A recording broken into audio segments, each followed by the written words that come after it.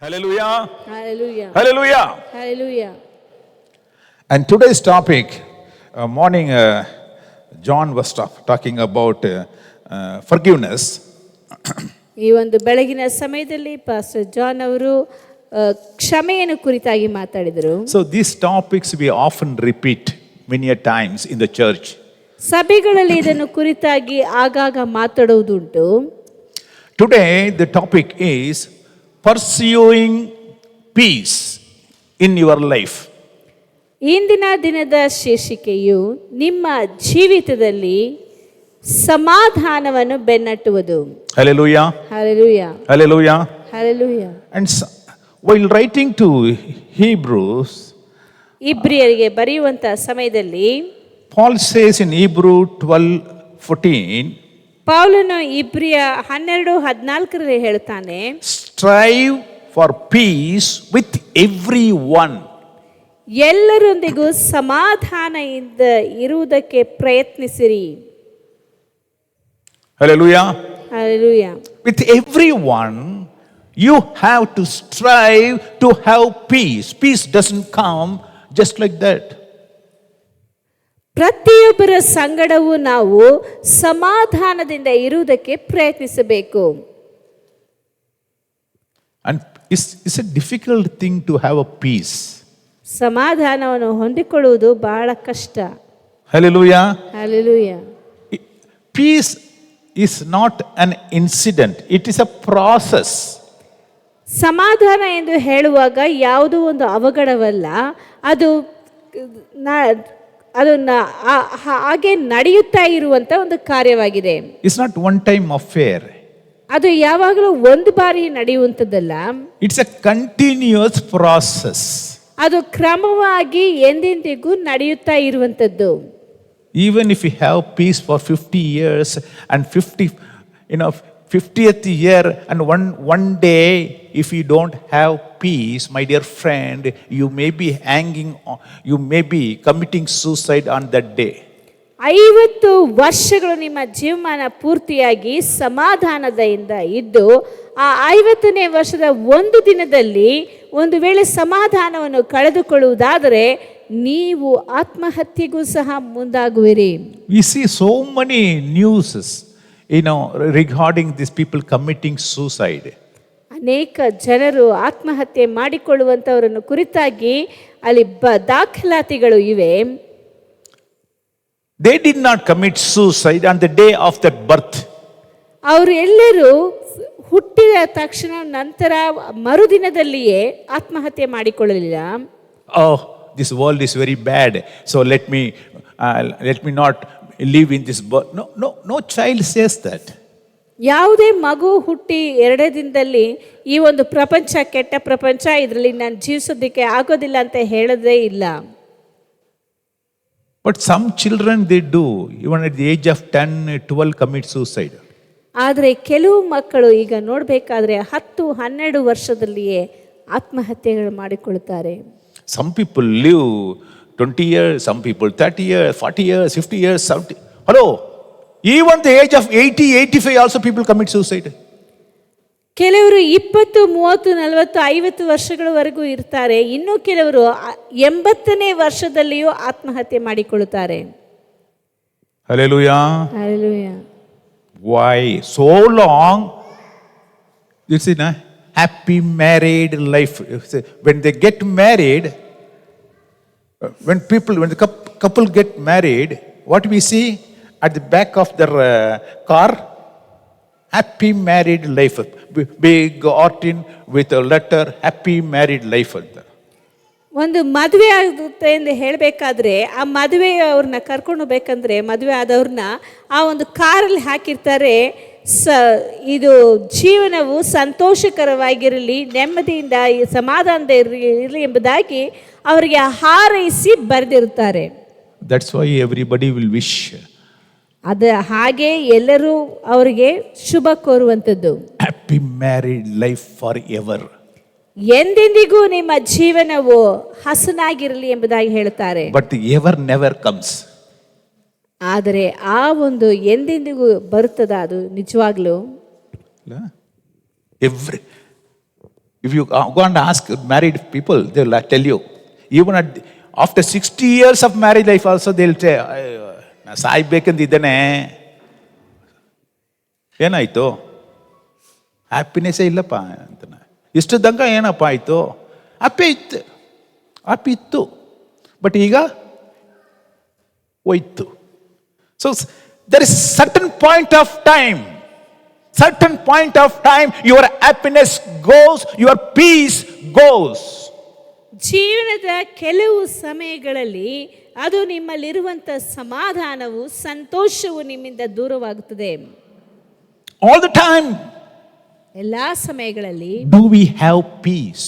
ನಮಗೆ ಸಮಾಧಾನವು ಇರುತ್ತದಾ? So peace is not an one-time affair, my dear friend. It's a continuous process. All the time you should have peace.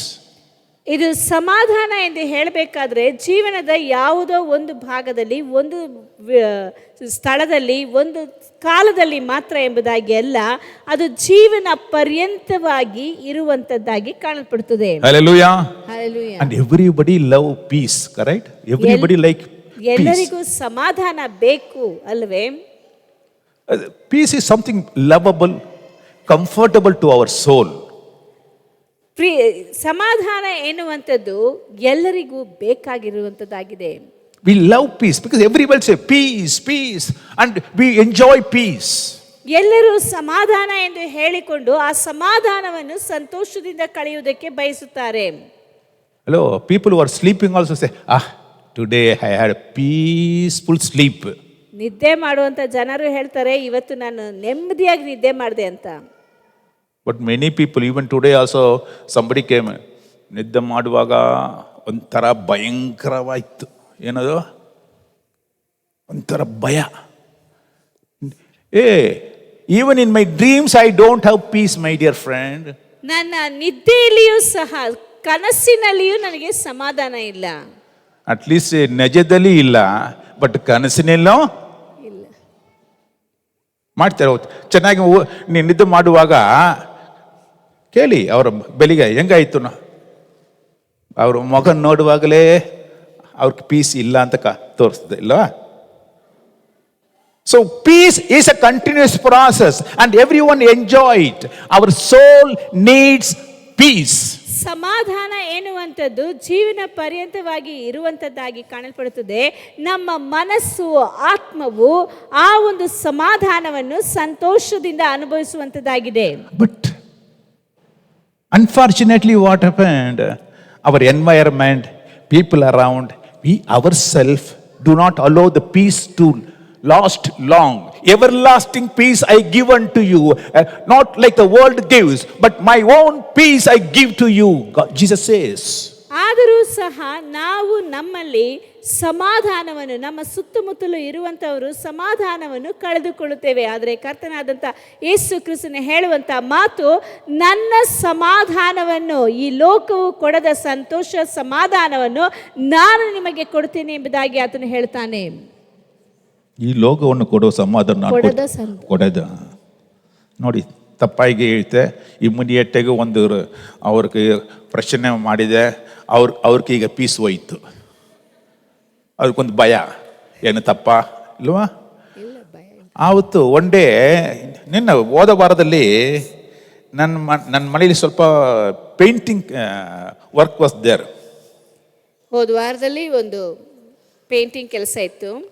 So ಅದು painting ಮೆಟೀರಿಯಲ್ನ I have to take it. So I thought I will take the painter along with me.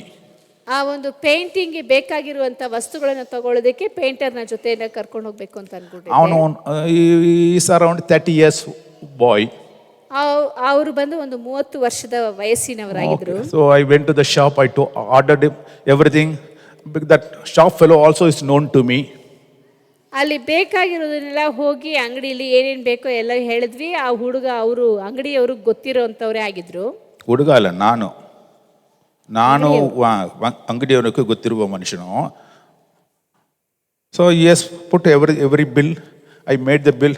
Now one old man was delivering the product. ಅಲ್ಲಿ ಒಬ್ಬ ವಯಸ್ಸಾದಂಥವರು ವೃದ್ಧಾಪ್ಯದಲ್ಲಿರುವಂಥವರು ಆ ಒಂದು ವಸ್ತುಗಳನ್ನು ಅವರಿಗೆ ಕೊಡುವಂಥ ವ್ಯಕ್ತಿಯಾಗಿ ಕಾಣಲ್ಪಟ್ಟರು. I was standing at the car and asked this fellow, okay, collect it, I'm come.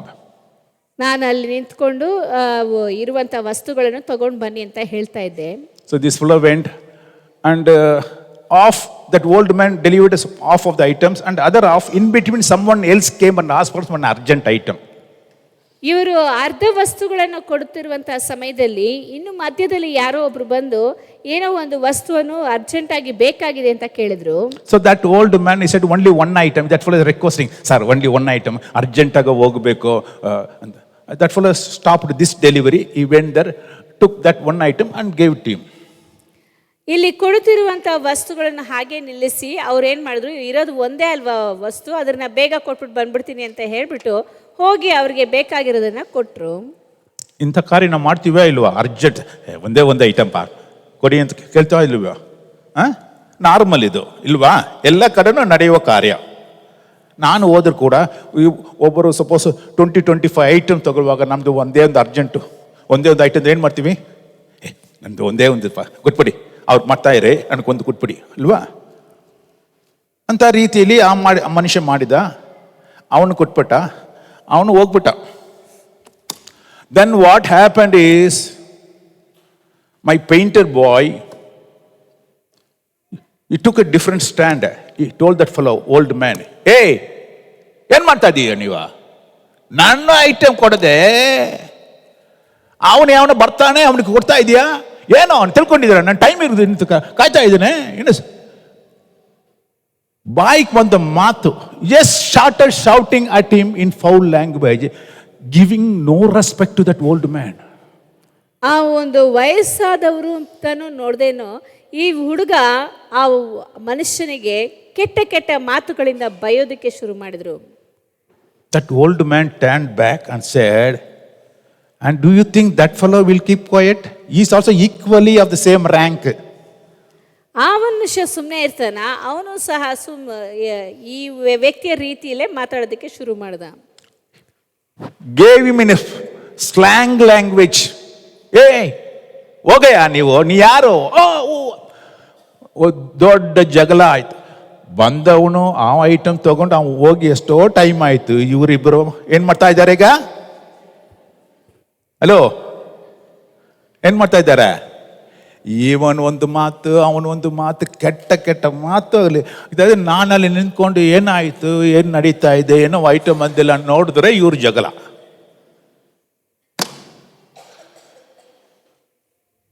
ನಾನು ಹೋಗಿ ಹತ್ರ, then I went there and asked that fellow, what happened? Why are you fighting?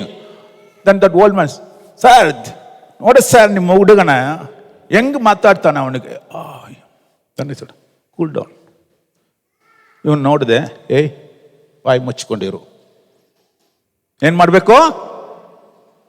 ಸುಮ್ಮನೆ ಇರು, ಒಂದು ನಿಮಿಷ ಸುಮ್ಮನೆ ಇರು. ನಾನು ಅವನ ಹತ್ರ ಹೇಳಿದೆ, ದೊಡ್ಡವನ ಹತ್ರ, ಯಾಕಯ್ಯ ಜಗಳ? ಅವನೇನೋ ಬೈತಾನೆ, ಬಿಟ್ಬಿಡು, ಅವನಿಗೆ ಮೂಲ ಇಲ್ಲ. ಬೆಳಿಗ್ಗೆನೆ ಕುಡಿದು ಬಿಟ್ಟು ಬಂದ್ಬಿಟ್ಟ. ಅದೇ ನಿಜ. ಬೆಳಿಗ್ಗೆನೆ ನೀರು ಹಾಕೊಂಡು ಬಂದ್ರೆ ಇವರು ವೈಬ್ರೇಟ್ ಆಗ್ತಾ ಇದ್ದಾರೆ ಈಗ. ಹಲೋ, ನಾನು ಹೇಳಿದೆ, ಸರ್ ಬಿಟ್ಬಿಡಪ್ಪ ಅವನೇ, ಐಟಮ್ ನಂದು. ಸ್ವಲ್ಪ ಸಾರ್ ನೀವು ಹೇಳೋದಕ್ಕೋಸ್ಕರ ನಾನು ಕೊಡ್ತೀನಿ ಸರ್, ಇವನಿಗೆ ನೋಡಿ ಸರ್ ಅಂತ ಡಂಗಂತ ಕೂಲ್ ಡೌನ್ ಆದ.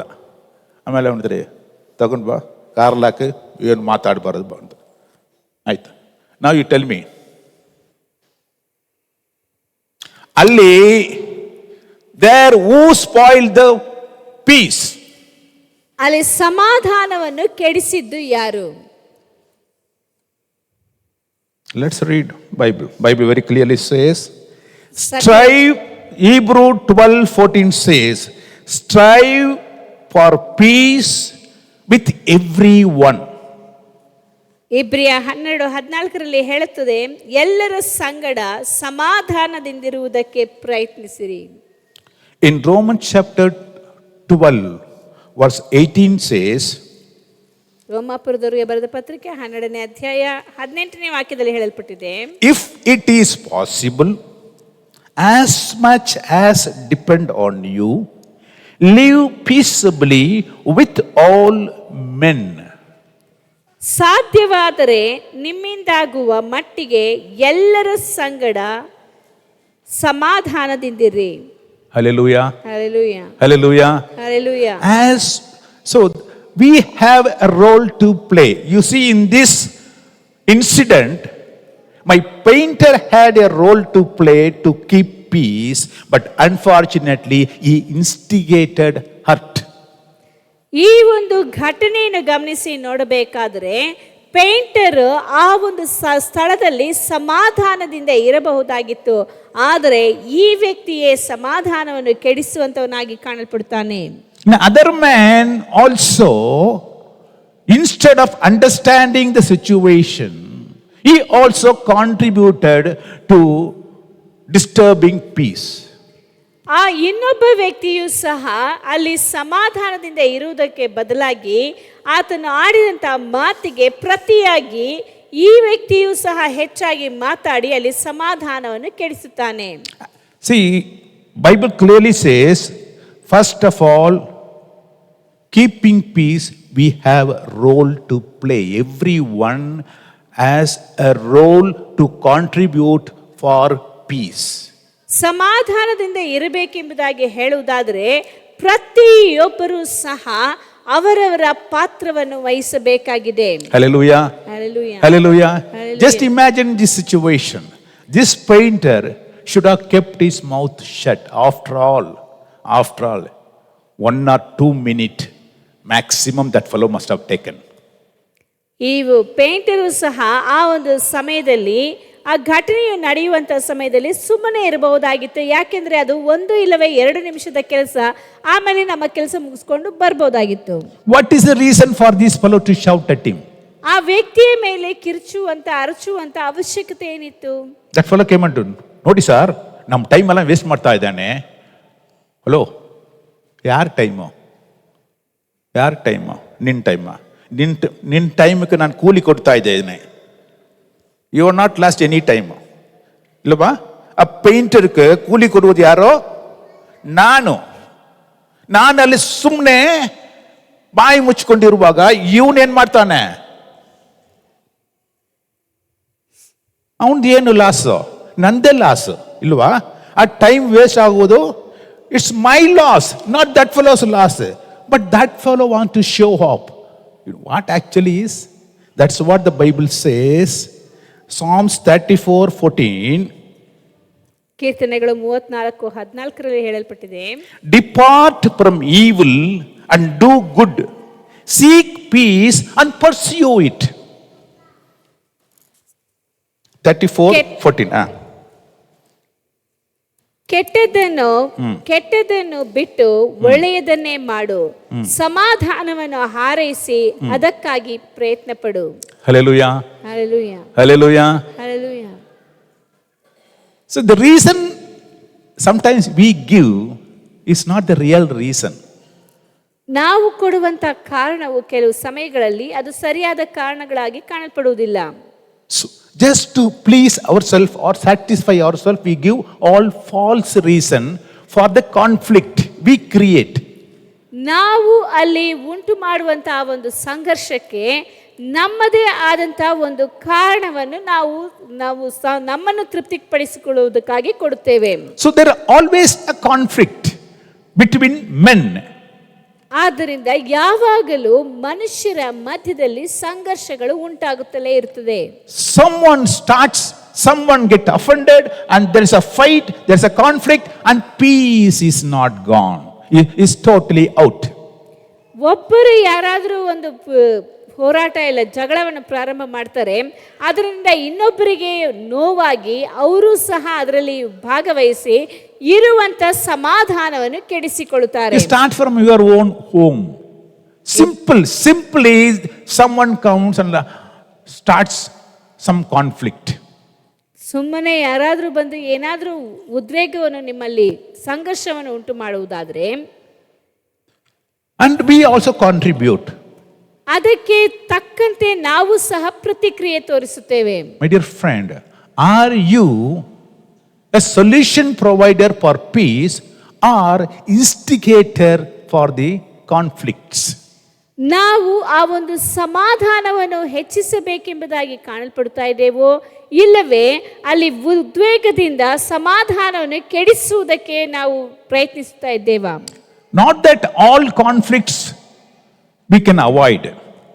ಎಲ್ಲ ರೀತಿಯಾದಂತಹ ಹೋರಾಟಗಳನ್ನು, ಸಂಘರ್ಷಗಳನ್ನು ನಾವು ದೂರ ತಳ್ಳಿಬಿಡುವುದಕ್ಕೆ ಸಾಧ್ಯವಿಲ್ಲ.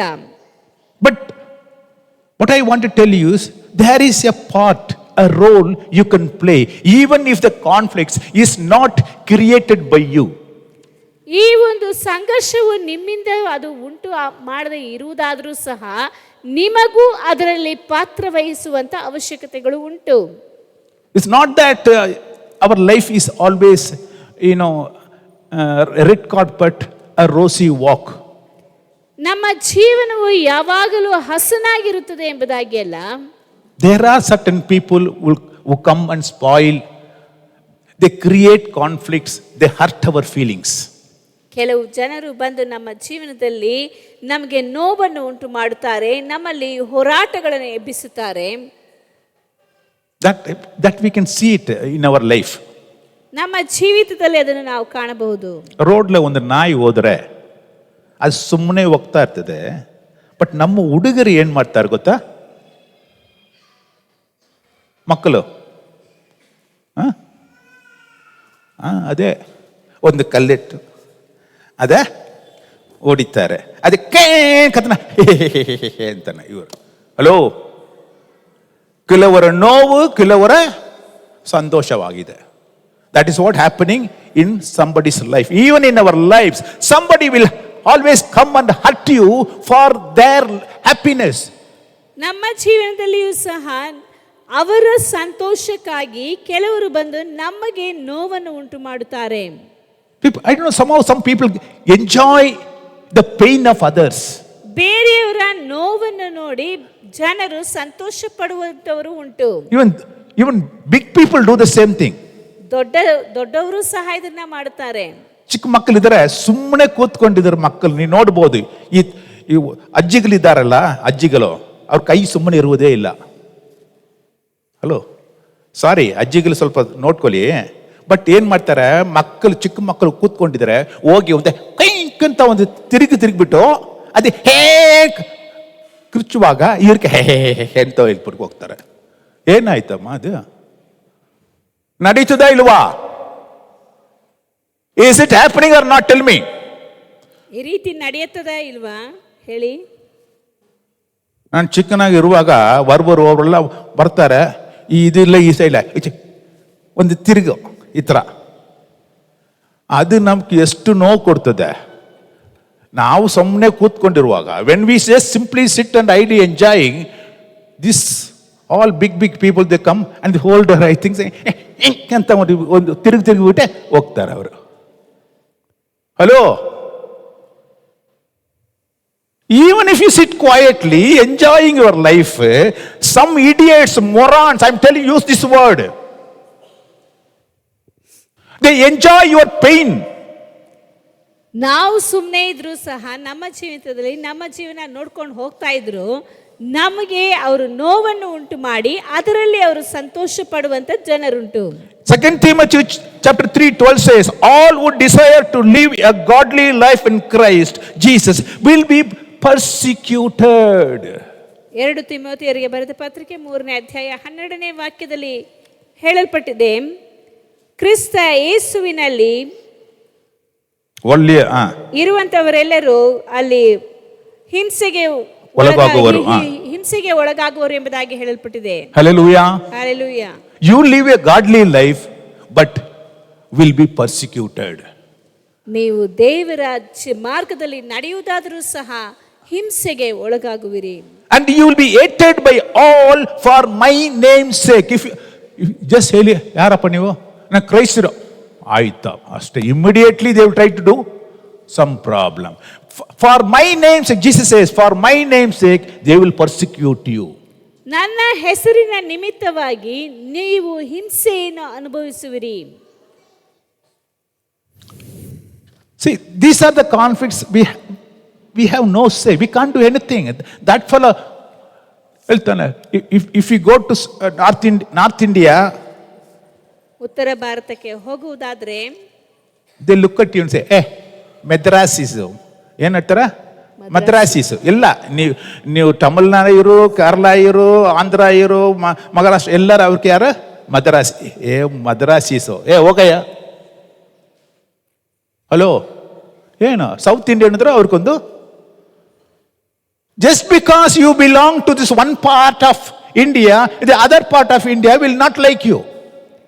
ಭಾರತದ ಯಾವುದೋ ಒಂದು ಕಡೆಗೆ ನೀವು ಸೇರಿದಂತವನಾಗಿರುವುದರಿಂದ ಭಾರತದ ಇನ್ನೊಂದು ಭಾಗದವರಿಗೆ ನಿಮ್ಮನ್ನು ನೋಡಿದ್ರೆ ಆಗೋದಿಲ್ಲ. Racism is everywhere. You cannot stop it. ಎಲ್ಲಾ ಕಡೆಗಳಲ್ಲಿಯೂ ಜನಾಂಗೀಯವು ಕಾಣಲ್ಪಡ್ತಾ ಇದೆ. ಇದಾ ಇಲ್ವಾ? ನಾವು ಮಾಡ್ತೀವ ಇಲ್ವಾ? ಯಾರಾದ್ರೂ ಬೀಗಾರೀಸ್ ಬಂದ, ಬೀಗಾರೀಸ್ ಬಾ, ಏನೋ ಇದು. Just because that fellow is from Bihar, we try to hate him. ಬಿಹಾರ್ನಲ್ಲಿ ಇರುವಂತಹ ವ್ಯಕ್ತಿ ಎಂಬುದಾಗಿ ಹೇಳಿ ನಾವು ಅವರಿಗೆ ಹಾಗೆ ಮಾಡುತ್ತೇವೆ. Because we think that we are greater people than those people. ಯಾಕೆಂದರೆ ಆ ಜನರಿಗಿಂತ ನಾವು ಹೆಚ್ಚಿನವರು ಎಂಬುದಾಗಿ ನಾವು ತಿಳಿದುಕೊಂಡಿದ್ದೇವೆ. Like that in life, racism is everywhere. ಆ ರೀತಿಯಾಗಿ ಗಮನಿಸಿ ನೋಡಬೇಕಾದ್ರೆ ಜನಾಂಗೀಯವು ಎಲ್ಲಾ ಸ್ಥಳಗಳಲ್ಲಿಯೂ ಕಾಣಲ್ಪಡ್ತಾ ಇದೆ. If you go out of India and stand in some foreign airports for your immigration, they'll say, oh, you're all from India. You go in this queue. Not this queue. This is for Europeans. This is for Americans. You Asian people, you go in this. Because we are untouchables. ಭಾರತದಿಂದ ನಾವು ಹೊರ ದೇಶಕ್ಕೆ ಹೋಗುತ್ತೇವೆ ಎಂಬುದಾಗಿ ಹೇಳಿದ್ರು ಸಹ ಅಲ್ಲಿ ಏರ್ಪೋರ್ಟ್ನಲ್ಲೇ ಅಂತಾರಾಷ್ಟ್ರೀಯ ವರ್ಗಾವಣೆಯ ಸಮಯದಲ್ಲಿ ಅವ್ರು ಏನು ಮಾಡ್ತಾರೆ, ಇವರು ಯುರೋಪಿನವರು, ಇವರು ಅಮೇರಿಕನರು ಮತ್ತು ಭಾರತದವರು ಎಂಬುದಾಗಿ ಹೇಳಿ ಅವರಿಗೆ ಒಂದು ವ್ಯತ್ಯಾಸವಾದಂಥ ಒಂದು ಸಾಲಿನಲ್ಲಿ ನಿಲ್ಲಿಸಿಬಿಡುತ್ತಾರೆ. A lot of disputes, conflicts comes because of human relationship. ಮನುಷ್ಯನ ಸಂಪರ್ಕ ಸಂಬಂಧಗಳ ಮುಖಾಂತರವಾಗಿ ಆತನಿಗೆ ಅನೇಕ ವಿಧವಾದಂಥ ಅಡ್ಡಿಗಳು ಬರುತ್ತವೆ.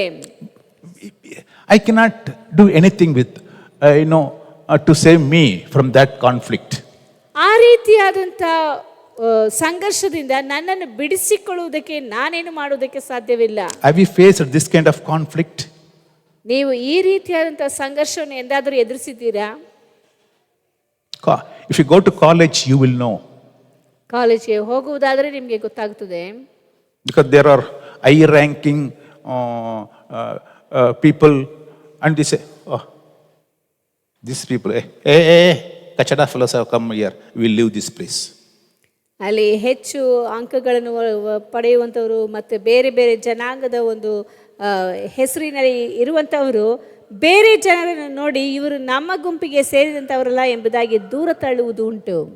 There are children who simply sit and they'll cry. I tell you, go to schools, go to colleges.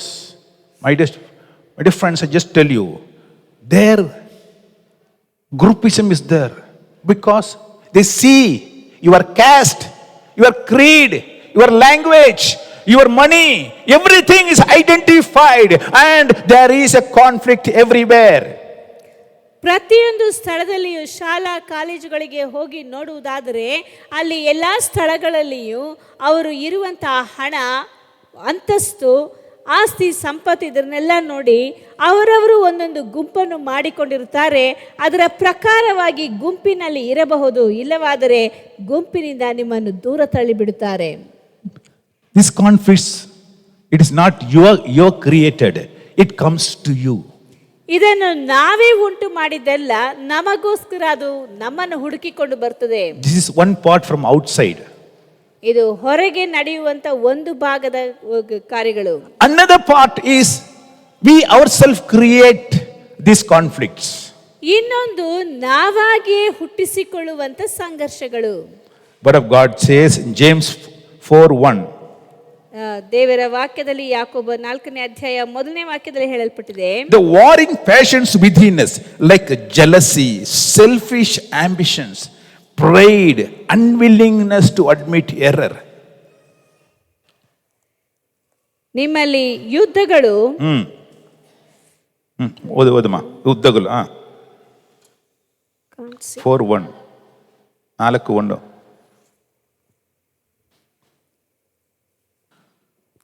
Big Bible you require. ಎಲ್ಲಿಂದ ಹುಟ್ಟುತ್ತವೆ? ಜೆಲ್ಲಸಿ.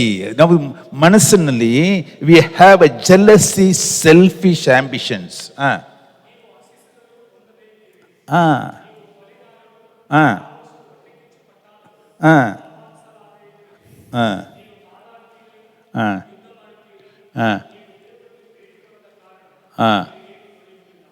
Hallelujah. Why these conflicts come? ಈ ರೀತಿಯಾದ ಸಂಘರ್ಷಗಳು ಯಾಕೆ ಬರುತ್ತವೆ? ಅರೆ, own brothers and sisters the fight. ಸ್ವಂತ ಸಹೋದರ ಸಹೋದರಿಯರು ಅಲ್ಲಿ ಜಗಳ ಮಾಡ್ಕೋತಾರೆ. ನಾನ್ ಕೇಳುವಾಗ ಕೊಡುವುದಲ್ಲ, ಅವನು ಕೇಳುವಾಗ ಕೊಡ್ತೀರ ಇಲ್ಲ ಮಕ್ಕಳು.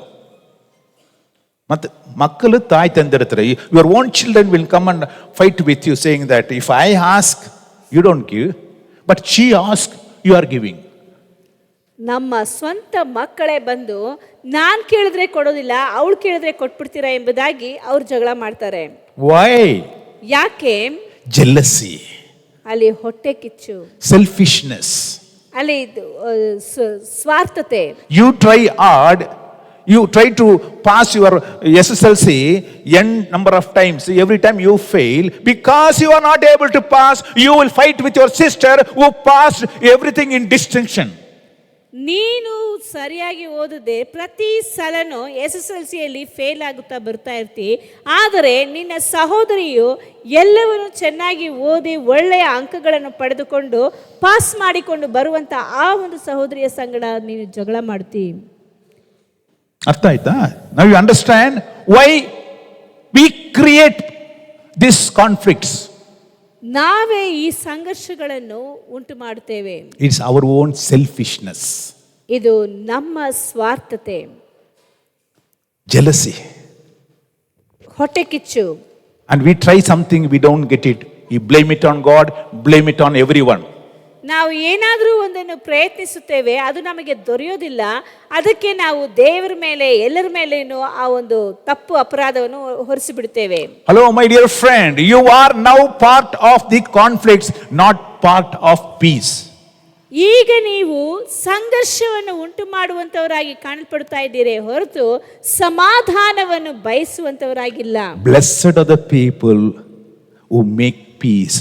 Peacemakers are blessed and they are called children of God.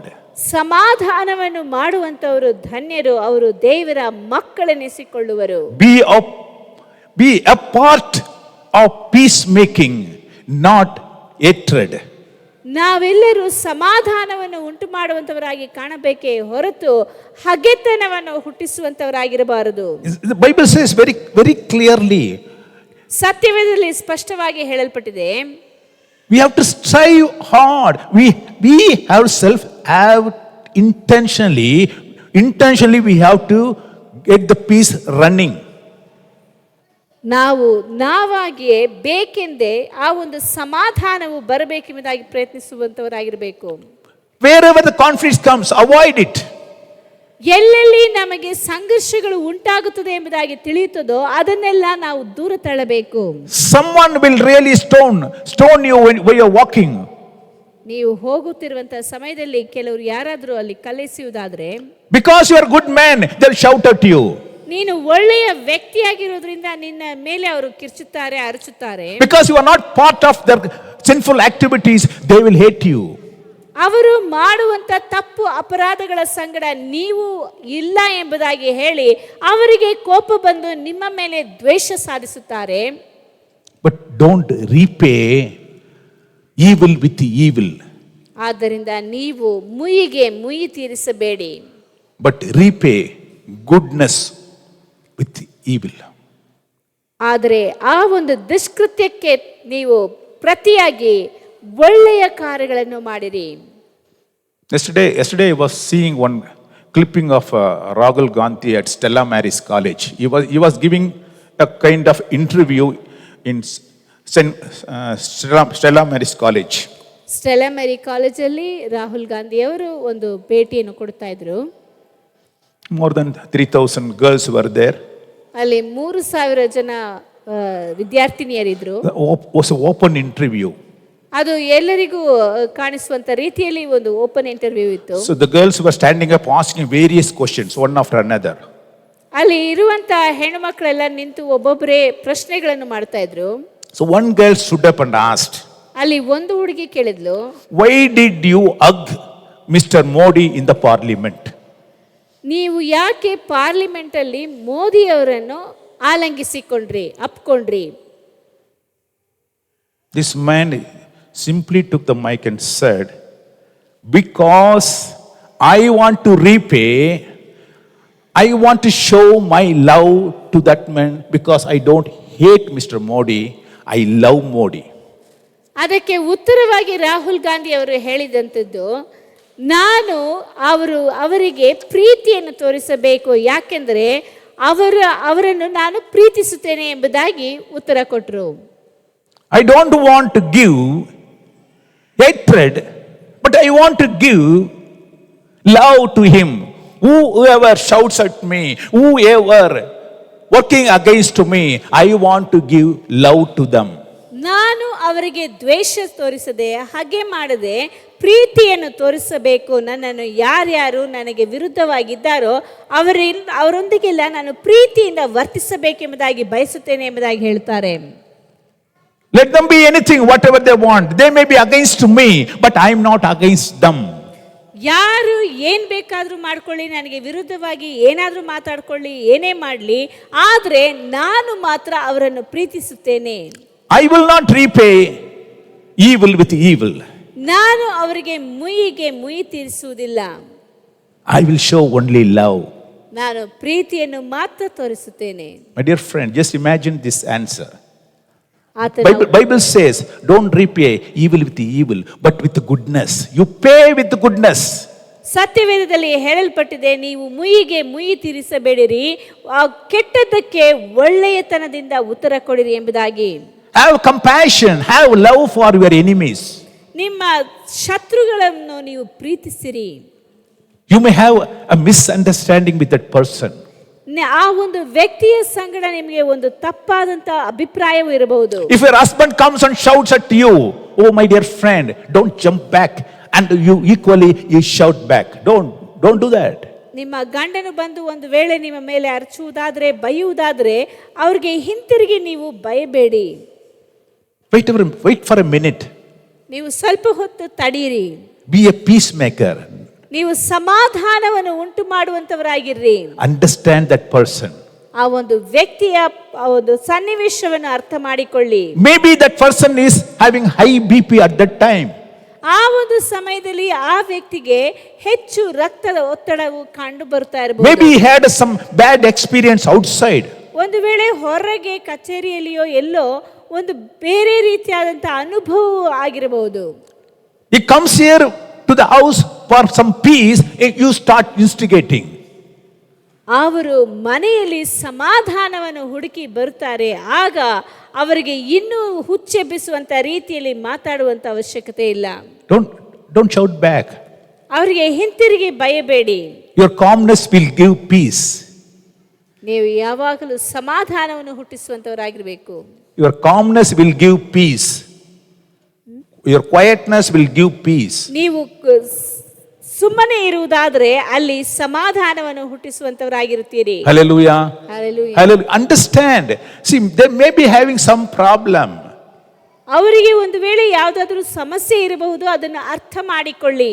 If you support them, understand, yes, okay, fine, cool down. What's the problem? Why are you so agitated? Hello, soothing words will bring the angry man to peace. ಅವರು ಕೋಪದಿಂದ ಬರುವಂತ ಸಮಯದಲ್ಲಿ ಅವರಿಗೆ ಸಮಾಧಾನದಿಂದ ಮಾತನಾಡಿ ಅವರನ್ನು ಕುಳ್ಳಿರಿಸಿ ಬೇಕಾದಂತ ಮಾತುಗಳನ್ನು ಸಮಾಧಾನದಿಂದ ಹೇಳುವಂತ ಸಮಯದಲ್ಲಿ ಅಲ್ಲಿ ಸಮಾಧಾನವನ್ನು ಹುಟ್ಟಿಸುತ್ತೇವೆ ಹೊರತು ಅವರ ಕೋಪವು ಅಲ್ಲಿ ತಣ್ಣಗಾಗುತ್ತದೆ. Hallelujah. Hallelujah. So don't go with a bad attributes, but be filled with the fruit of spirit. Calmness, quietness, peace, love. Law of suffering. Listen, even that man shouts, yes, cool down for some time. What do you lose? What do you lose by listening to him for a few minutes? ಆ ಒಂದು ಸಮಯದಲ್ಲಿ, ಕೋಪದಿಂದ ಬರುವಂತಹ ಸಮಯದಲ್ಲಿ ನೀವು ಕಿರುಚದಂತೆ ಅವರು ಹೇಳುವಂಥದ್ದನ್ನು ಸಮಾಧಾನದಿಂದ ಕೇಳಿಸಿಕೊಳ್ಳಿರಿ. ನೀವು ಆತ್ಮನ ಫಲವಾದಂಥ ಎಲ್ಲ ರೀತಿಯಾದಂಥ ಕಾರ್ಯಗಳನ್ನು ಅಲ್ಲಿ ಹೊರಪಡಿಸುವುದಕ್ಕೆ ಸಾಧ್ಯವಾಗುತ್ತದೆ. Hallelujah. Hallelujah. Hallelujah. Hallelujah. I tell you one thing. Peacemaking is very hard. ಸಮಾಧಾನವನ್ನು ಹುಟ್ಟಿಸುವಂಥದ್ದು ಕಠಿಣವಾದದ್ದು. You always say equal rights or vengeance. ಯಾವಾಗಲೂ ಹೇಳುವಂಥದ್ದು ಸಮಾನವಾದಂಥ ಹಕ್ಕು ಮತ್ತು ಮುಯಿ ತೀರಿಸುವಂಥದ್ದು. Why should I? He has done this, I will repay him. ಯಾಕೆ ನಾನು ಮಾತ್ರ ಅವರು ಈ ರೀತಿಯಾಗಿ ಮಾಡಿದ್ದಾರೆ, ಅದಕ್ಕೆ ತಕ್ಕಂತೆ ನಾನು ಮುಯಿ ತೀರಿಸುತ್ತೇನೆ. Hello. Vengeance is of God's, it's not our work. ಮುಯಿ ತೀರಿಸುವಂಥದ್ದು ದೇವರ ಕಾರ್ಯ, ನಮ್ಮ ಕೆಲಸವಲ್ಲ. Romans 12:19 says, ರೋಮಾಪುರದ ಪತ್ರಿಕೆ 12ನೇ ಅಧ್ಯಾಯ 19ನೇ ವಾಕ್ಯದಲ್ಲಿ ಹೇಳಲ್ಪಟ್ಟಿದೆ. why this conflict comes in our life, you know what? Because we want to,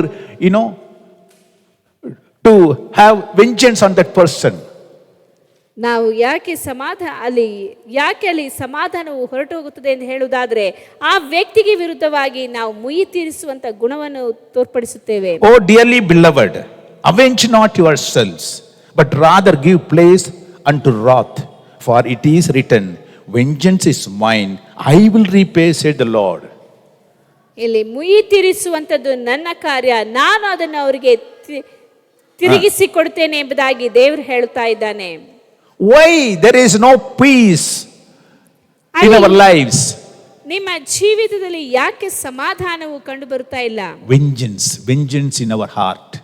ನಮ್ಮ ಮನಸ್ಸಿನಲ್ಲಿ ಅಲ್ಲಿ ಮುಯಿ ತೀರಿಸುವಂತ ಗುಣವು, Oh, that fellow's done this, so I have to repay him. ಆ ವ್ಯಕ್ತಿಯು ಈ ರೀತಿಯಾಗಿ ಮಾಡಿದ್ದಾನೆ, ಅದಕ್ಕೆ ತಕ್ಕಂತೆ ನಾನು ಮುಯಿ ತೀರಿಸಬೇಕು. Hello, that's not the way to repay. Bible says, ಆ ರೀತಿಯಾಗಿ ಮಾಡುವಂಥದ್ದು ನಮ್ಮ ಕೆಲಸವಲ್ಲ ಎಂಬುದಾಗಿ ಸತ್ಯವೇದವು ಹೇಳುತ್ತದೆ. God says, I will repay, it's not yours. ನಾನು ಮುಯಿ ತೀರಿಸುತ್ತೇನೆ, ಇದು ನಿಮ್ಮ ಕೆಲಸವಲ್ಲ. If someone done wrong to you, my dear friend, you don't avenge, but God will repay.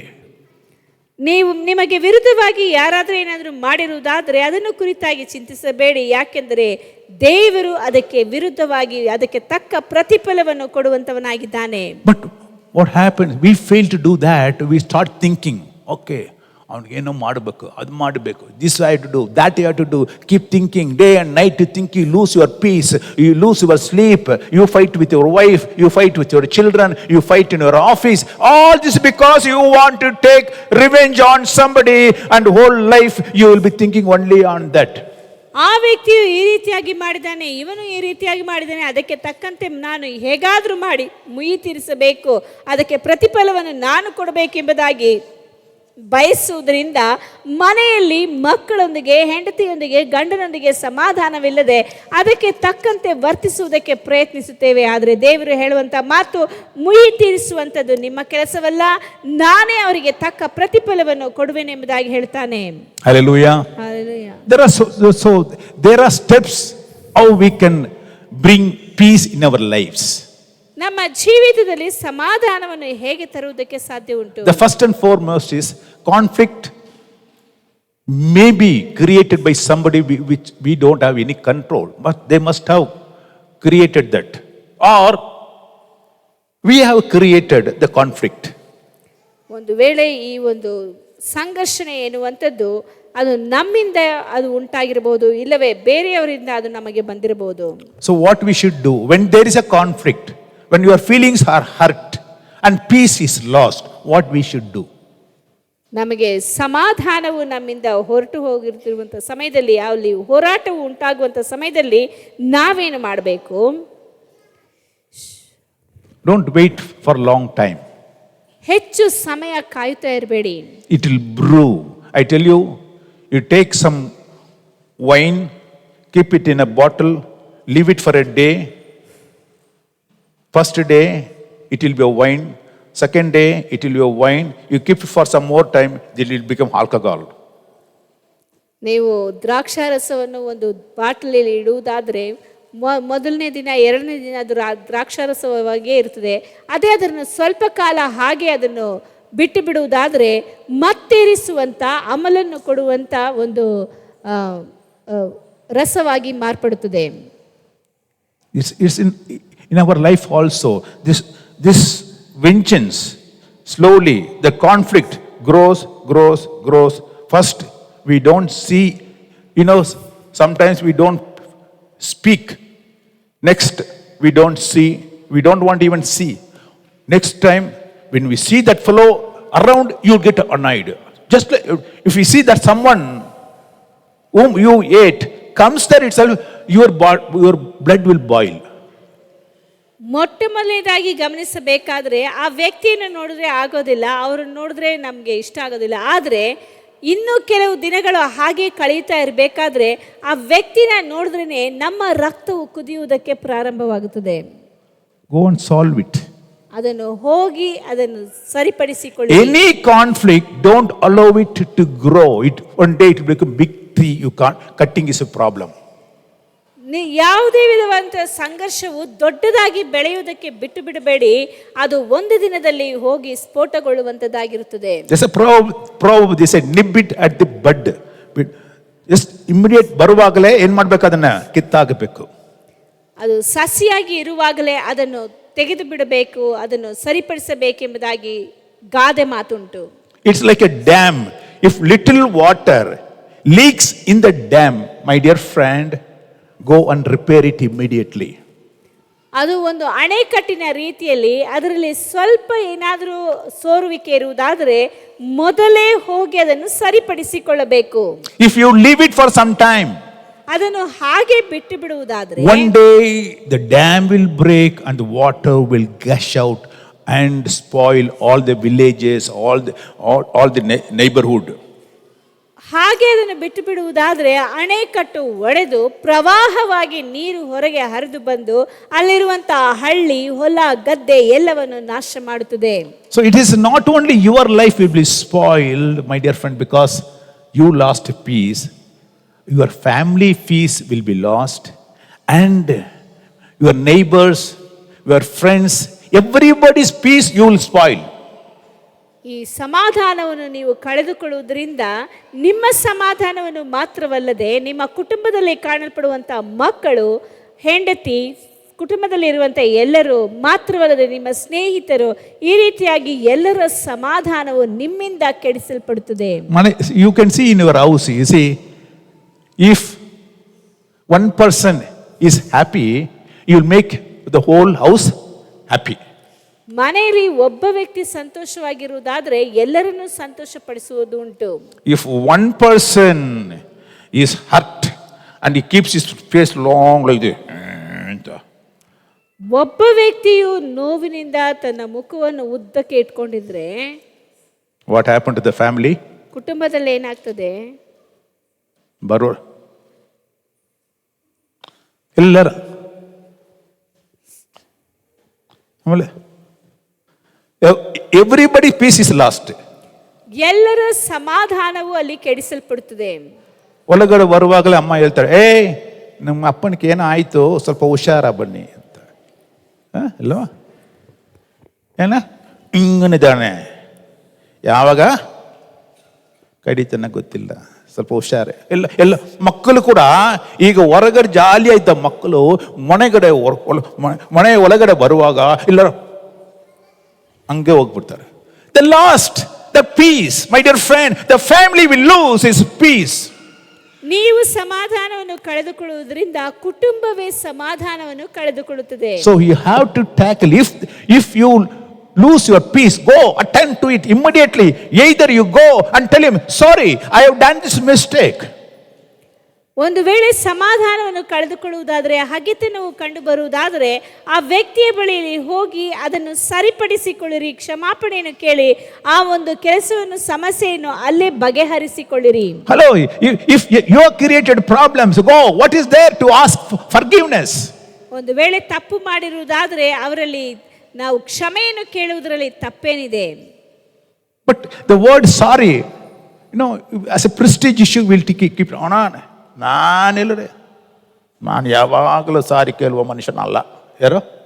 Hello. One day you will also go to somebody else only will take you to the funeral service. So that time, who will come and tell you, this man, ಸಾರಿ ಕೇಂಡು ಮಣ್ಣಿಗೆ ಹೋಗೋ ಮನುಷ್ಯನಲ್ಲ ಅಂತ. One day everybody has to go to mud only. ಒಂದು ದಿನದಲ್ಲಿ ಎಲ್ಲರೂ ಈ ಲೋಕವನ್ನು ಬಿಟ್ಟು ಹೋಗುವಂತವರೇ. ಆದ್ದರಿಂದ ತಪ್ಪು ಮಾಡುವಂತ ಸಮಯದಲ್ಲಿ ಕ್ಷಮೆಯನ್ನು ಕೇಳೋದ್ರಲ್ಲಿ ತಪ್ಪೇ ಇಲ್ಲ. Hallelujah. Hallelujah. Nothing wrong. ಅದರಲ್ಲಿ ಏನು ತಪ್ಪಿಲ್ಲ. Even if you are a big man, my dear friend, you are aged man or a big man, don't see your position. If you have made a mistake, go and say sorry. ನೀವು ಒಂದು ದೊಡ್ಡ ವ್ಯಕ್ತಿಯಾಗಿರಬಹುದು, ನೀವು ಎಂಥ ವ್ಯಕ್ತಿಯಾಗಿದ್ರು, ವಯಸ್ಸಿನಲ್ಲಿ ದೊಡ್ಡವರೇ ಆಗಿದ್ರು ಸರಿ, ತಪ್ಪು ಮಾಡಿರುವುದಾದರೆ ಹೋಗಿ ಅವರಲ್ಲಿ ಕ್ಷಮಾಪಣೆ ಕೇಳಿದ್ರೆ ನಿಮಗೆ ಸಮಾಧಾನ ಉಂಟಾಗುತ್ತದೆ. As if their prestige is lost. All big people, they'll never say sorry. ದೊಡ್ಡ ವ್ಯಕ್ತಿಗಳು ಅವರು ಕ್ಷಮೆಯನ್ನು ಕೇಳೋದೇ ಇಲ್ಲ. Others only should come and ask for forgiveness, not these people. ಬೇರೆಯವರು ಬಂದು ಇವ್ರ ಹತ್ರ ಕ್ಷಮಾಪಣೆ ಕೇಳಬೇಕೇ ಹೊರತು ಇವ್ರು ಕೇಳೋದಿಲ್ಲ. Hallelujah. So where are you, my dear friend? Have you ever asked sorry to your wife, sorry to your husband, sorry to your children, sorry to your parents?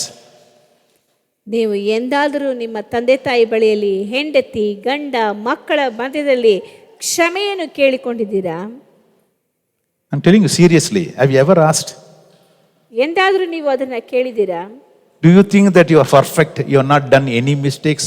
ನೀವು ಯಾವುದೇ ತಪ್ಪನ್ನು ಮಾಡಿದಿಲ್ಲ, ಎಲ್ಲದರಲ್ಲೂ ನೀವು ಸರಿ ಇದ್ದೀರಾ ಅಂತ ನೀವು ಅನ್ಕೊಂಡಿದ್ದೀರಾ? Do you think all problems are because of others? ಎಲ್ಲಾ ಸಮಸ್ಯೆಗಳು ಬೇರೆಯವರಿಂದ ಮಾತ್ರನೇ ಆಗ್ತಾ ಇದೆ ಅಂತ ಅನ್ಕೊಂಡಿದ್ದೀರಾ?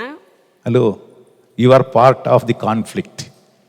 ನೀವು ಆ ಒಂದು ಸಂಘರ್ಷಕ್ಕೆ ನೀವು ಸಹ ಒಂದು ಭಾಗವಾಗಿ, ಅಂಗವಾಗಿ ಕಾಣಲ್ಪಡ್ತಾ ಇದ್ದೀರಿ. And second one is restrained in your restrained in your mouth. My dear friend, the words we speak will hurt others. ನಾವು ಮಾತಾಡುವಂತ ಮಾತುಗಳು ಬೇರೆಯವರಿಗೆ ನೋವನ್ನು ಉಂಟು ಮಾಡುವಂತ ಕಾರಣದಿಂದ ನಮ್ಮ ನಾಲಿಗೆಯಲ್ಲಿ ಸಂಯಮವನ್ನು ಕಾಪಾಡಿಕೊಳ್ಳಬೇಕು. Most of the hurt or conflicts are created by our mouth only. ಅನೇಕ ವಿಧವಾದಂತ ಸಂಘರ್ಷಗಳು ನಮ್ಮ ಬಾಯಿಂದ ಉಂಟು ಮಾಡುವಂತದ್ದಾಗಿದೆ. If your mouth is clean, my dear friend, everything will be clean. ನಮ್ಮ ಬಾಯಿಯು ಅಲ್ಲಿ ಶುಚಿಯಾಗಿರುವುದಾದರೆ ಎಲ್ಲವೂ ಶುದ್ಧವಾಗಿರುತ್ತದೆ.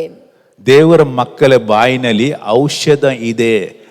That's what people look for, medicine in God's children's mouth. ದೇವರ ಮಕ್ಕಳ ಬಾಯಲ್ಲಿ ಔಷಧವಿರೋದ್ರಿಂದ ಜನರು ಅದನ್ನು ಹುಡುಕಿ ಬರುತ್ತಾರೆ. Not snake poison. ಅಲ್ಲಿ ಸರ್ಪದ ವಿಷವು ಕಂಡು ಬರುವುದಿಲ್ಲ. Hallelujah. Hallelujah. Hallelujah. Hallelujah. James 1 verse 19 says, every man be quick to hear, slow to speak, slow to anger. ಇಲ್ಲಿ ದೇವರ ವಾಕ್ಯದಲ್ಲಿ ಹೇಳಲ್ಪಟ್ಟಿದೆ. ಯಾಕೋಬನ ಪತ್ರಿಕೆ 1ನೇ ಅಧ್ಯಾಯ 19ನೇ ವಾಕ್ಯದಲ್ಲಿ, ಪ್ರತಿಯೊಬ್ಬನು ಕಿವಿಗೊಡುವುದರಲ್ಲಿ ತೀವ್ರವಾಗಿಯೂ ಮಾತಾಡುವುದರಲ್ಲಿ ನಿಧಾನವಾಗಿಯೂ ಇರಲಿ, ಕೋಪಿಸಿಕೊಳ್ಳುವುದರಲ್ಲಿಯೂ ನಿಧಾನವಾಗಿರಲಿ. Hallelujah. Hallelujah. Hallelujah. Hallelujah. If we can keep our mouth shut, my dear friend, most of the conflicts will automatically get erased. ನಮ್ಮ ಬಾಯಿಯನ್ನು ಮುಚ್ಚಿಕೊಂಡಿರುವುದಾದರೆ ಅನೇಕ ವಿಧವಾದಂತಹ ಸಂಘರ್ಷಗಳನ್ನು, ಹೋರಾಟಗಳನ್ನು, ಜಗಳಗಳನ್ನು ನಾವು ನಿಲ್ಲಿಸುವುದಕ್ಕೆ ಸಾಧ್ಯ ಉಂಟು. Hallelujah. Hallelujah. ನನ್ನ ಮಾತು ಈಗ ಕೆಲವರೆಲ್ಲ ಹಲ್ಲೆಲೂಯಾ ಹೇಳೋಣ. ಹಲ್ಲೆಲೂಯಾ. ಸರಿ, ನಾನು ನೋಡ್ತಾ ಇದ್ದೇನೆ ಕೆಲವು ಮಕ್ಕಳು ಅಲ್ಲಿ ನೋಡಿ ಅಲ್ಲಿ ನಿಂತ್ಕೊಂಡು ಹಲೋಸ್ ಹಲ್ಲೆಲೂಯಾ ಮತ್ತೆ ತಿರುಗಿ ಎಲ್ಲರ ನಿಮಗೆ ಇಲ್ಲಿಂದು ನೋಡುವಾಗ ಕಾಣಿಸ್ತದಪ್ಪ, ಕ್ಯಾಮರಾಗಲಿದೆ ಇಲ್ವಾ? ಸೊ ಕ್ಯಾಮ್ರಲ್ಲಿ ಇದೆ, ಸ್ವಲ್ಪ ಹುಷಾರಾಗಿ ಇರಿ. ನಾವು ದೇವರ ಸಭೆಗೆ ಬಂದಿದ್ದೇವೆ, ಸ್ವಲ್ಪ ಟೈಮೇ ನಾವು you are spending little time in God's presence. All 24 hours and 7 days it is yours. Only 1.5 hours is we are spending here. That's a fruitful time, so don't waste.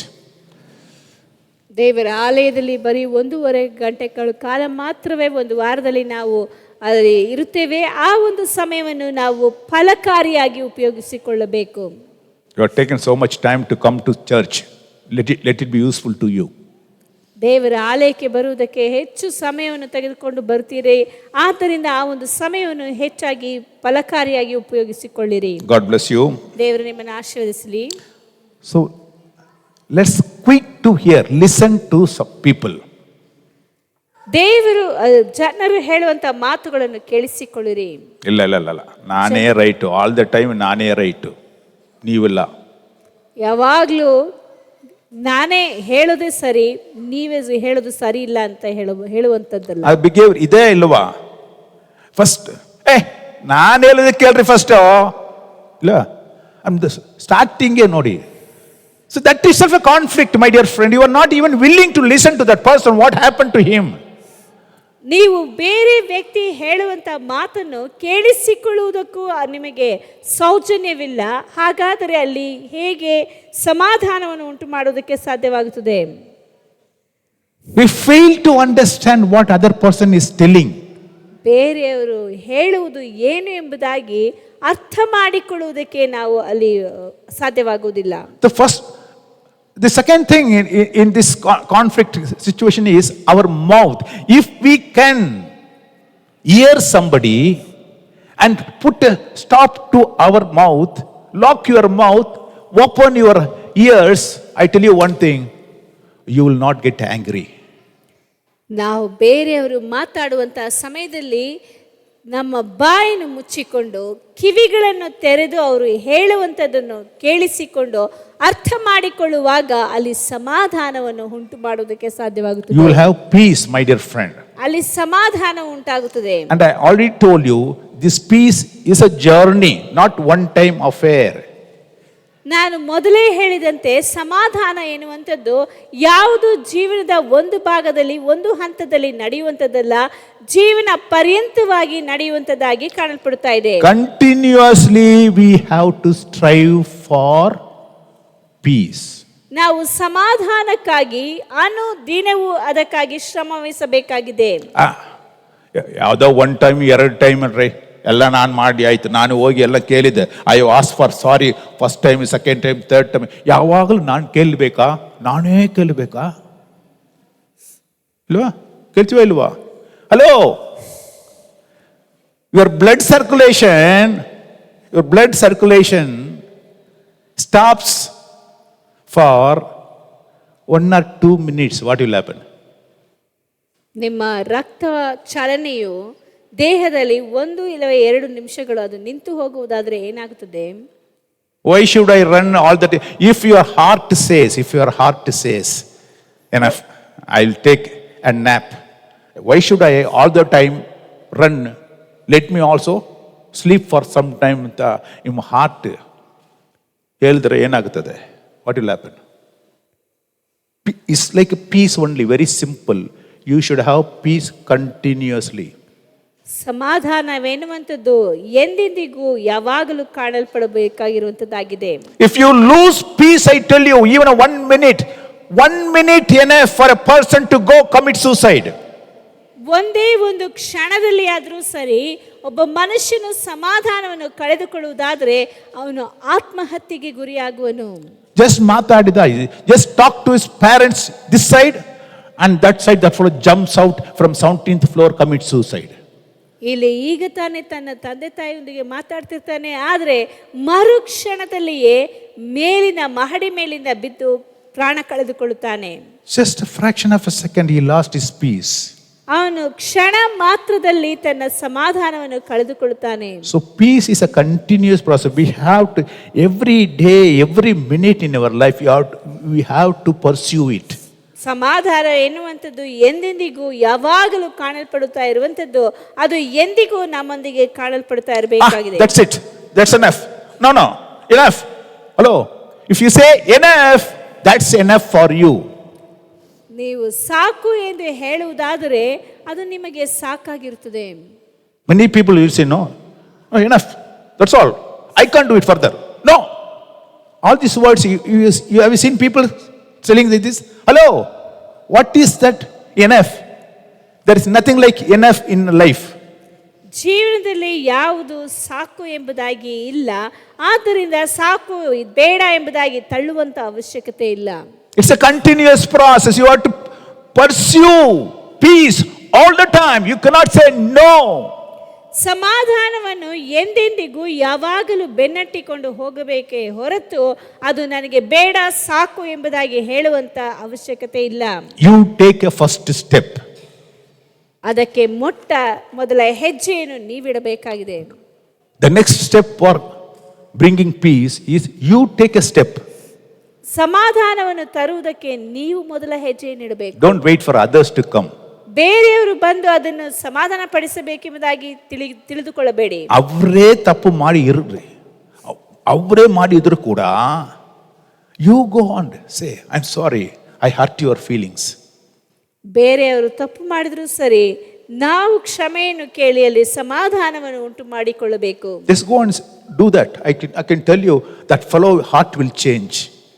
ಆ ರೀತಿಯಾಗಿ ಮಾಡುವಂತ ಸಮಯದಲ್ಲಿ ಆ ವ್ಯಕ್ತಿಯ ಮನಸ್ಸು ಬದಲಾಗುತ್ತದೆ. Romans chapter 12 verse 20 says, Romans 12:20 says, ರೋಮಾಪುರದವರಿಗೆ ಬರೆದ ಪತ್ರಿಕೆ 12ನೇ ಅಧ್ಯಾಯ 20ನೇ ವಾಕ್ಯದಲ್ಲಿ ಹೇಳಲ್ಪಟ್ಟಿದೆ, if your enemy is hungry, feed him. If he is thirsty, give him something to drink. ನಿನ್ನ ವೈರಿ ಹಸಿದಿದ್ದರೆ ಅವನಿಗೆ ಊಟಕ್ಕೆ ಬಡಿಸು, ಬಾಯಾರಿದ್ದರೆ ಕುಡಿಯುವುದಕ್ಕೆ ಕೊಡು. Hello, it is a compassion, it is a kindness, it is a love that we show to the others. ಅದು ನಾವು ಬೇರೆಯವರಿಗೆ ತೋರಿಸುವಂತ ಒಂದು ಸಂತೈಸುವಿಕೆ, ಪ್ರೀತಿಯಾಗಿ ಕಾಣಲ್ಪಡುತ್ತದೆ. Don't wait for them to come to you. ಬೇರೆಯವರು ಬಂದು ನಮಗೆ ಬಂದು ಅದನ್ನು ಮಾಡಬೇಕೆಂಬುದಾಗಿ ಬಯಸಬೇಡಿರಿ. ಅವರು ಫಸ್ಟ್ ಬರಲಿ. ಏನದು, ನಾನು ಯಾಕೆ, ಅವನು ಮಾಡಿದಾನಲ್ಲ ಅವನು ಬರಲಿ. ಇವ್ರು ಹೇಳ್ತಾರೆ, ಯಾಕೆ ನಾನು ಯಾಕೆ ಹೋಗ್ಬೇಕು, ಹಿಂಗೆ ಇದ್ರೆ what happen, there is no peace. My dear friend, you don't lose anything my dear friend in your life. Life is very very precious and very short. ಜೀವನ ಎನ್ನುವಂಥದ್ದು ಬಹಳ ಅತ್ಯಮೂಲ್ಯವಾದಂಥದ್ದು ಮತ್ತು ಚಿಕ್ಕದಾಗಿಯೂ ಕಾಣಲ್ಪಡುತ್ತಾ ಇದೆ. ಆದ್ದರಿಂದ ನಾವು ಬೇರೆಯವರ ಬಳಿಯಲ್ಲಿ ಹೋಗಿ ಕ್ಷಮಾಪಣೆಯನ್ನು ಕೇಳೋದ್ರಿಂದ ನಾವು ಏನನ್ನೂ ಕಳೆದುಕೊಳ್ಳುವುದಿಲ್ಲ, ಅಲ್ಲಿ ಸಮಾಧಾನವನ್ನು ಉಂಟು ಮಾಡುತ್ತೇವೆ. I tell you grow bigger when you go to ask for forgiveness. ನೀವು ಹೋಗಿ ಕ್ಷಮೆಯನ್ನು ಕೇಳುವಂತ ಸಮಯದಲ್ಲಿ ನೀವೇ ದೊಡ್ಡವರಾಗಿ ಕಾಣಲ್ಪಡುತ್ತೀರಿ. You change the heart of somebody else. ನೀವು ಬೇರೆಯವರ ಮನಸ್ಸನ್ನು ಬದಲಾಯಿಸುತ್ತೀರಿ. And you will have peace in your life. ನಿಮ್ಮ ಜೀವಿತದಲ್ಲಿ ನಿಮಗೆ ಸಮಾಧಾನ ಉಂಟಾಗುತ್ತದೆ. You will not have vengeance in your mind all the time thinking about that, when that fellow will come, what he will do. Hello, no, now you don't have to worry about anything. ನೀವು ಆ ಒಂದು ಹಗೆತನವನ್ನು ಮನಸ್ಸಿನಲ್ಲಿ ಇಟ್ಟುಕೊಂಡು ಯಾವಾಗಲೂ ಆ ವ್ಯಕ್ತಿ ಯಾವಾಗ ಬರ್ತಾನೋ, ಹೇಗೆ ಮುಯಿ ತೀರಿಸಿಕೊಳ್ಳಬೇಕು ಎಂಬುದಾಗಿ ನೀವು ಬಯಸುವುದಕ್ಕಿಂತ ಅಲ್ಲಿ ಸಮಾಧಾನವನ್ನು ಹುಟ್ಟಿಸುವಂಥದ್ದು ಒಳ್ಳೆಯದು. The next one is leave it to God, everything. Every works together for good for them that love God. ಎಲ್ಲವನ್ನು ದೇವರ ಹಸ್ತಕ್ಕೆ ಒಪ್ಪಿಸಿಕೊಡಿರಿ, ಯಾಕೆಂದರೆ ದೇವರನ್ನು ಪ್ರೀತಿಸುವಂತವರಿಗೆ ಎಲ್ಲವೂ ಒಳ್ಳೆಯದಕ್ಕಾಗಿಯೇ ನಡೆಯುತ್ತದೆ. You try hard for peace, but sometimes it doesn't happen. Your enemy always want to hurt you. Leave it to God. ನೀವು ಸಮಾಧಾನವನ್ನು ಹುಟ್ಟಿಸಬೇಕೆಂಬುದಾಗಿ ಎಷ್ಟೋ ಪ್ರಯತ್ನ ಮಾಡ್ತೀರಾ, ಆದರೆ ನಿಮ್ಮ ಹಗೆಯನ್ನು ಮಾಡುವಂಥ ಶತ್ರುವು ಅದರಿಂದ ಬರುವುದಕ್ಕೆ ಇಷ್ಟವಿಲ್ಲದೆ ಯಾವಾಗಲೂ ನಿಮಗೆ ನೋವನ್ನೇ ಉಂಟು ಮಾಡುತ್ತಾ ಇರ್ತಾನೆ. ಆದ್ದರಿಂದ ಆ ಒಂದು ಕೆಲಸವನ್ನು ದೇವರ ಕೈಗೆ ಒಪ್ಪಿಸಿ ಬಿಡಿರಿ. God will take care. ದೇವರು ಅದನ್ನು ನೋಡಿಕೊಳ್ಳುವನು. 1 Peter chapter 2 verse 90 says, this is a gracious thing when mindful of God one endures sorrows while suffering unjustly. ಒಂದು ಪೇತ್ರದವರಿಗೆ ಬರೆದ ಪತ್ರಿಕೆ 2ನೇ ಅಧ್ಯಾಯ 19ನೇ ವಾಕ್ಯದಲ್ಲಿ ಹೇಳಲ್ಪಟ್ಟಿದೆ, ಒಬ್ಬನು ಅನ್ಯಾಯವಾಗಿ ಬಾಧಿಸಲ್ಪಡುವವನಾಗಿದ್ದರೆ ದೇವರು ನೋಡುತ್ತಾನೆಂದು ಅರಿತು ಆ ಕಷ್ಟವನ್ನು ಸಹಿಸಿಕೊಂಡರೆ ಅದು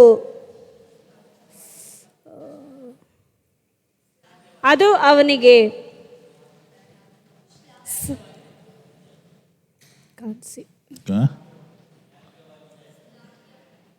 ಶ್ಲಾಘ್ಯವಾಗಿದೆ. Next time you bring a bigger Bible because these very small words you can't even read it. Hallelujah. Hallelujah. So sometimes you try hard for peace but nothing happens, still you are hurt, you suffer. Here Bible says that is your blessings, leave it to God. ಕೆಲವು ವೇಳೆಗಳಲ್ಲಿ ನಾವು ಸಮಾಧಾನವನ್ನು ಪಡಿಸಬೇಕೆಂಬುದಾಗಿ ಪ್ರಯತ್ನಿಸುತ್ತೇವೆ, ಆದರೆ ಅದು ಸಾಧ್ಯವಾಗುವುದಿಲ್ಲ. ಆದ್ದರಿಂದ ಅಲ್ಲಿ ದೇವರ ವಾಕ್ಯದಲ್ಲಿ ಹೇಳಲ್ಪಟ್ಟಿದೆ, ಅದನ್ನು ದೇವರ ಕೈಗೆ ಒಪ್ಪಿಸಿ ಬಿಡಿರಿ ಎಂಬುದಾಗಿ. Hallelujah. Hallelujah. God will take care, my dear friend, because He has a plan for prosperity, not for destruction.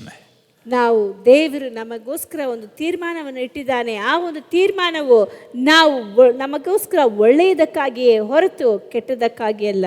Be a peacemaker. ನಾವು ಸಮಾಧಾನವನ್ನು ಉಂಟು ಮಾಡುವಂತವರು. Blessed are those who make peace. ಸಮಾಧಾನವನ್ನು ಉಂಟು ಮಾಡುವಂತವರು ಧನ್ಯರು. They are called children of God. ಅವರು ದೇವರ ಮಕ್ಕಳು ಎನಿಸಿಕೊಳ್ಳುವರು. So let's be a part of peacemaking. Pursue peace all the time in our lives. ಆದ್ದರಿಂದ ನಾವು ಸಮಾಧಾನವನ್ನು ಉಂಟು ಮಾಡುವಂತವರಾಗಿರಬೇಕು. ನಾವು ಸಮಾಧಾನವನ್ನು ಬೆನ್ನಟ್ಟುವಂತ ವ್ಯಕ್ತಿಗಳಾಗಿ ಕಾಣಲ್ಪಡಬೇಕು. Let's close our eyes and pray to God. ಕಣ್ಣುಗಳನ್ನು ಮುಚ್ಚಿ ಪ್ರಾರ್ಥಿಸೋಣ. ಅಪ್ಪ ಮಕ್ಕೆ ಸ್ತೋತ್ರ, ಎಲ್ಲಾ ಸ್ತೋತ್ರ ತುದಿ ಘನ ಮಹಿಮೆக்கு ನೀನೇ ಯೋಗ್ಯನೇ. ಸಮಯದಲ್ಲಿ ಸ್ವಾಮಿ ಸಮಾಧಾನ ಕುರಿತು ಸ್ವಾಮಿ ನಮ್ಮ ಹತ್ರ ಮಾತಾಡೋದಕ್ಕೋಸ್ಕರ ಮಕ್ಕೆ ಸ್ತೋತ್ರ ರಾಜ. ಹೌದಪ್ಪ, ಸಮಾಧಾನ ಯಾವಾಗಲೂ ಹುಡುಕಿ ಸ್ವಾಮಿ ಸಮಾಧಾನ ಮಾಡುವ ನಿನ್ನ ಮಕ್ಕಳಾಗಿ ಇರೋದಕ್ಕೆ ಸ್ವಾಮಿ ನಮಗೆ ದಯ ತೋರಿಸು. ನಮ್ಮ ಗುಣಗಳು ಸ್ವಾಮಿ ಯೇಸುವೆ ನೀ ಬದಲಾಯಿಸು ಅಂತ ನಾನು ಪ್ರಾರ್ಥಿಸುತ್ತೇನೆ. ಹೌದಪ್ಪ ದೇವರೇ, ಈ ಲೋಕದಲ್ಲಿ ಸಮಾಧಾನವು ತೆಗುವ ಕಾರ್ಯಗಳು ಎಷ್ಟೋ ಇದೆ ಸ್ವಾಮಿ. ಎಲ್ಲ ಕೆಟ್ಟ ಕಾರ್ಯಗಳು, ಕೆಟ್ಟ ಮನುಷ್ಯರು ಸ್ವಾಮಿ ಯಾವಾಗಲೂ ಇನ್ನೊಬ್ಬನ ಸಮಾಧಾನ ಕೆಡಿಸುವುದಾಗಿಯೇ ಇದೆ ಸ್ವಾಮಿ. ಆದರೂ ಸ್ವಾಮಿ ನಿನ್ನ ಮಕ್ಕಳು ಸಮಾಧಾನ ಕೊಡುವ ಮಕ್ಕಳಾಗಿರುವುದಕ್ಕೋಸ್ಕರ ಮಕ್ಕಳು ಸ್ತೋತ್ರ. ನಿನ್ನ ಸಮಾಧಾನವನ್ನು ನಮಗೆ ನೀ ಕೊಟ್ಟಿದ್ದಕ್ಕೋಸ್ಕರ ಮಕ್ಕಳು ಸ್ತೋತ್ರ ರಾಜ. ಅದೇ ರೀತಿ ನಾವು ಮತ್ತವರಿಗೆ ಸ್ವಾಮಿ ನಿನ್ನ ಸಮಾಧಾನವನ್ನು ಕೊಡೋಕ್ಕೆ ದೇವರು ನಮ್ಮನ್ನು ಉಪಯೋಗಿಸಿ ಎಂದು ನಾನು ಪ್ರಾರ್ಥಿಸುತ್ತೇನೆ ರಾಜ. ಇವತ್ತು ಸ್ವಾಮಿ ನಾವು ಸಮಾಧಾನ ಇಲ್ಲದೆ ನಿನ್ನ ಸಭೆಯಲ್ಲಿ ಬಂದು ಕೂತ್ಕೊಂಡಿದ್ದರೆ ಇವತ್ತು ನಾವು ಎಲ್ಲಿ ಹೋಗಬೇಕು, ಯಾರ ಹತ್ರ ಸಮಾಪನೆ ಕೇಳಬೇಕು? ದೇವರೇ, ನಾವು ಮಾಡಿದ ತಪ್ಪನ್ನು ಎಲ್ಲ ಕಾರ್ಯ ನಮಗೆ ತೋರಿಸು ರಾಜ. ಹೌದಪ್ಪ, ಜೆಲ್ಲಸಿ ಪೊರಾಮೆಗಳು ಸ್ವಾಮಿ, ಒಟ್ಟ ಉರಿ, ಹೌದಪ್ಪ, selfishness, jealousy, selfishness, and we want things to happen the way we want it. ಇಂಥ ಕಾರ್ಯದಿಂದ ಸ್ವಾಮಿ ನಮಗೆ ಬಿಡುಗಡೆ ಕೊಡು, ಒಳ್ಳೆ ಗುಣ ಕೊಡು ಸ್ವಾಮಿ. ಹೌದು ರಾಜ, ಮುಯಿಗೆ ಮುಯಿ ತೀರಿಸುವುದು ಸ್ವಾಮಿ ಅದು ನಮ್ಮ ಬಾಳ್ಕೆ ಇರಬಾರದು. ನೀನೇ ಸ್ವಾಮಿ ಜವಾಬ್ ಕೊಡುವ ದೇವರಾಗಿರುವುದಕ್ಕೋಸ್ಕರ ನಮಗೆ ಸ್ತೋತ್ರ. ನಮಗೆಲ್ಲರಿಗೂ ಸ್ವಾಮಿ ಸಮಾಧಾನವನ್ನು ಕೊಡು. ನಾವು ಸಮಾಧಾನ ಮಾಡುವ ಮಕ್ಕಳಾಗಿ ನಮ್ಮನ್ನು ನಡೆಸುವುದನ್ನು ಪ್ರಾರ್ಥಿಸುತ್ತೇನೆ. ಈ ಸ್ವಾಮಿ ಮೀಟಿಂಗಲ್ಲಿ ಭಾಗವಹಿಸಿದ ಎಲ್ಲರನ್ನು ನಾನು ನಿನ್ನ ಕರದಲ್ಲಿ ಒಪ್ಪಿಸುತ್ತೇನೆ. ಒಬ್ಬೊಬ್ಬರಿಗೆ ಬೇಕಾಗಿರುವ ಸಮಾಧಾನವನ್ನು ಕೊಟ್ಟು ನೀ ಕಲಿಸಿ. ಕರ್ತರಾದ ಯೇಸು ಕ್ರಿಸ್ತನ ನಾಮದಲ್ಲಿ ಬೇಡುತ್ತೇನೆ ನನ್ನ ತಂದೆಯೇ, ಆಮೀನ್. ನನ್ನ ಮನವೇ ಯೆಹೋವನ ಕೊಂಡಾಡು, ನನ್ನ ಸರ್ವೇಂದ್ರ ಪವಿತ್ರ ನಾಮத்தை ಕೀರ್ತಿಸಿರಿ. ನನ್ನ ಮನವೇ ಯೆಹೋವನ ಕೊಂಡಾಡು, ಆತನು ಮಾಡಿದ ಪಗಾರಗಳಲ್ಲಿ ಒಂದನ್ನು ಮರೆಯಬೇಡ. Amen, amen, amen. Hallelujah, hallelujah, hallelujah. God bless you all. ದೇವರು ಎಲ್ಲರನ್ನು ಆಶೀರ್ವದಿಸಲಿ.